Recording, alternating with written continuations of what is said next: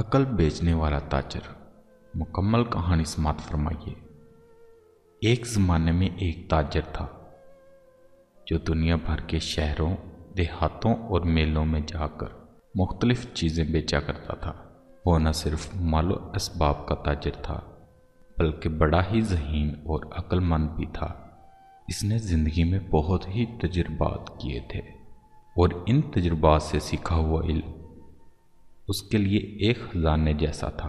एक दिन वो एक गांव में गया और वहां आवाज़ लगाने लगा, आ जाओ लोगों, अकल खरीद लो, मैं अकल बेच रहा हूं। गांव के लोग हैरान हो गए, सब हंसने लगे। ये कैसा पागल है, क्या अकल भी बेचने वाली चीज़ है? लेकिन इस शोर में एक बूढ़ा किसान ताजर के पास आया और संजीदगी से पूछा, बताओ भाई, एक अकल कितने की दोगे? ताजर बोला, एक अकल का जुमला एक अशरफी का है। बूढ़े ने जेब से एक अशरफी निकाली और ताजर को दे दी। ताजर ने कहा, जब दो लोग आपस में लड़ रहे हों तो तीसरे को बीच में नहीं आना चाहिए। बूढ़े ने सर हिलाकर कहा, शुक्रिया। शुक्रिया अदा किया और चला गया।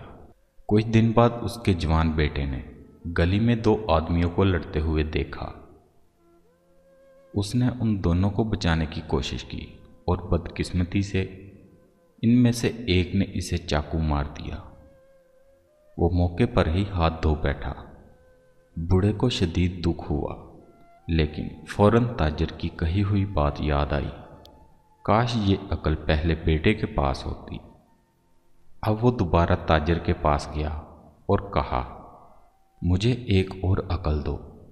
ताजर ने एक और अशरफी ली और कहा, अपना राज हर किसी से ना बांटो, क्योंकि हर चेहरे के पीछे नीयत नहीं देखी जा सकती। बूढ़ा किसान अब ताजर की बातों को संजीदगी से लेने लगा।